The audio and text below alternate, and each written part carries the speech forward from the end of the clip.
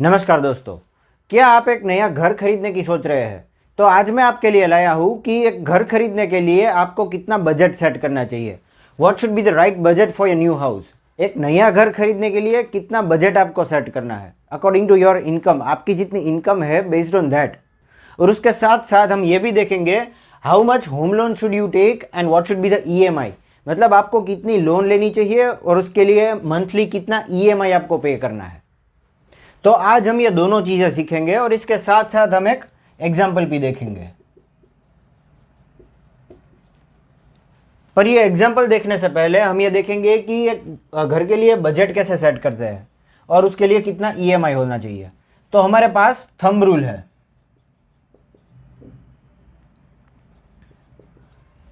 5, 20, 45 का।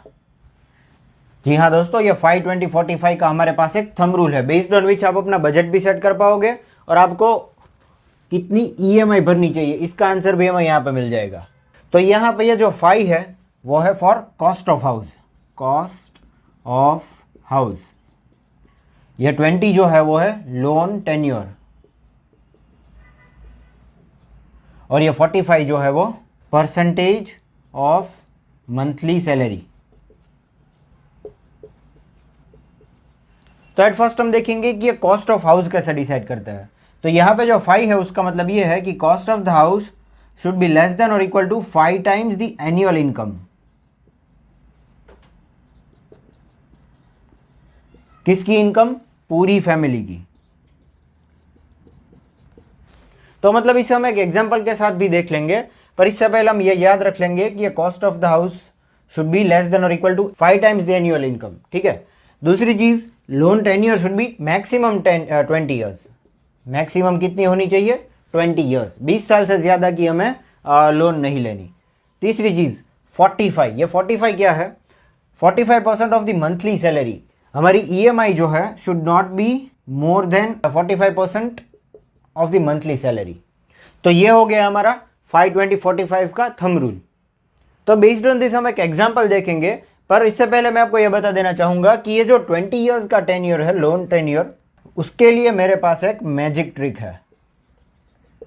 Magic trick जिससे आप ये 20 ईयर्स को डायरेक्टली 10 ईयर्स में चेंज कर सकते हैं, पर वो हम बाद में बात करेंगे। फिलहाल हम जो है वो इसका एग्जाम्पल एक ले लेता है। तो एक एग्जाम्पल सेट करने के लिए मैंने जो मंथली इनकम जो है वो फैमिली की पूरी मैंने यहाँ पे दिखाई है 1.5 लाख पर मंथ। ये हो गई मंथली इनकम। तो बेस्ड ऑन दिस सबसे पहले हम कॉस्ट ऑफ हाउस देखेंगे, फिर हम देखेंगे डाउन पेमेंट और आखिर में आएगा ईएमआई। तो ये तीन चीजें हम कैलकुलेट करेंगे। तो कॉस्ट ऑफ द हाउस जो है वो बेस्ड ऑन दिस फॉर्मूला 5 का फॉर्मूला वो होगा 1.5 लाख पर मंथ। तो 1.5 इंटू 12 हम करेंगे तो हो जाएगा पर ईयर। ये एक ईयर की इनकम हो गई और इंटू 5 हम करेंगे, 5 multiplied by annual income into 5। तो ये हो गया 90 लाख। तो ये हो गया कॉस्ट ऑफ हाउस। तो हमारा बजट जो है वो सेट हो गया बेस्ड ऑन मंथली इनकम। अगर हमारी monthly income 1.5 lakh per month है तो इसके हिसाब से हमारा जो बजट है वो 90 लाख होगा। घर का पूरा cost, overall cost of the house है ये।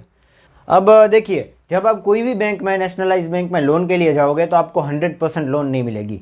तो we will consider at least 80% of the loan tenure होगा 80%। तो उसमें उसके लिए आपको 20% जो है वो डाउन पेमेंट भरना पड़ेगा। तो 90 लाख का 20% हो जाएगा 18 लाख। 18 लाख आपको डाउन पेमेंट पे करना है। तो अब हम ये 90 में से 18 निकाल दे तो प्रिंसिपल अमाउंट जो है वो बचेगा 72 लाख। 72 लाख की हम लोन लेंगे। और फिलहाल कोई भी अगर आप नेशनलाइज बैंक में जाओगे तो इसके लिए आपको इंटरेस्ट रेट जो है वो तकरीबन 9% तक चल रहा है फिलहाल आफ्टर कोविड अभी। तो ये होगा हमारा फिक्स्ड रेट, फिक्स्ड, क्योंकि इसमें फ्लोटिंग रेट्स भी आता है। पर अगर वो हम देखेंगे तो उसमें क्या है कि रेपो रेट्स को कंसिडर करते हुए ये जो है वो 9% जो है वो वेरी होता रहेगा। पर उसके लिए अगर हम कैलकुलेट करेंगे तो ये थोड़ा कॉम्प्लिकेट हो जाएगा। तो फिलहाल हम ये 9% ही कंसिडर करेंगे। तो 9% 20 साल के लिए, टेन्योर है हमारा 20 ईयर्स। तो हमारा इंटरेस्ट ईएमआई होगा 64,780 ये होगा हमारा मंथली ईएमआई जो हमें हमारी इनकम में से पे करना है। तो अब आता है हमारा ये वाला फॉर्मूला 45। तो मतलब हमारी ईएमआई जो है should be less then 45% of the monthly salary या फिर इनकम हम बोल सकते हैं, मंथली इनकम। तो हमारी मंथली इनकम 1.5 लाख है, तो 1.5 लाख का 45% जो है वो होगा 67500। पर आप यहाँ पे देख सकते हैं कि 64780 हम 64,780 ही पे कर रहे हैं ईएमआई मंथली। तो हमारी ये जो है वो 45% का जो क्राइटेरिया है वो फुलफिल हो रहा है। ये मैक्सिमम है, मैक्सिमम 45%। तो दोस्तों यहाँ पे हमें इन दोनों क्वेश्चंस के आंसर मिल जाता है और इस तरह से हम मतलब हमारे घर का बजट भी सेट कर सकते हैं और इसके लिए हमें कितनी लोन लेनी है और उसके लिए कितना ईएमआई सेट करना है, ये सभी आंसर हमें मिल गए।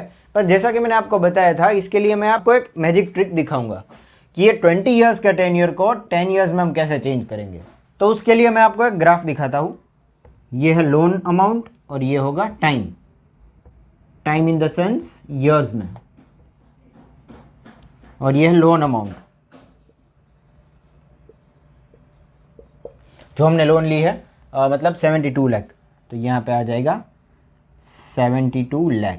और ये लोन मतलब टाइम ईयर्स की बात करें तो 5, 10, 15 और ये 20 ईयर्स की लोन हमने फ़िलहाल ली है। तो ये क्या है कि टाइम के साथ साथ हम इस तरह से फ़िलहाल पे करेंगे। तो ये हो गई हमारी सीधी सीधी स्ट्रेटजी बेस्ड ऑन ईएमआई। हम मतलब 20 साल में ये जो है वो पूरी लोन कंप्लीट करेंगे। पर अगर आप एक एक्स्ट्रा ईएमआई हर साल कहीं से भी जुगाड़ कर लेते हैं, मतलब इसमें हर साल एक एक्स्ट्रा ईएमआई 64780 की ऐड कर देते हैं, तो हमारा जो ये 72 लाख का लोन अमाउंट है वो 10 साल में ख़त्म हो जाएगा। आपको करना जो है वो है एक एक्स्ट्रा ईएमआई का जुगाड़ हर साल एन्युअली। तो ये मतलब आप अपने सेविंग से निकालते हैं और कहीं से भी मतलब अपने तरीके से सेट करते हैं। तो इसमें हम 10 साल के अंदर पूरी लोन जो है वो 20 ईयर्स की लोन 10 साल में ख़त्म करेंगे। तो दोस्तों आज के लिए सिर्फ इतना ही। अगर आपको मेरा ये वीडियो अच्छा लगा तो इसे लाइक कर दीजिए और मेरी चैनल सिविल इंजीनियरिंग फोरम को सब्सक्राइब जरूर करें। This is all for today. Thank you for watching.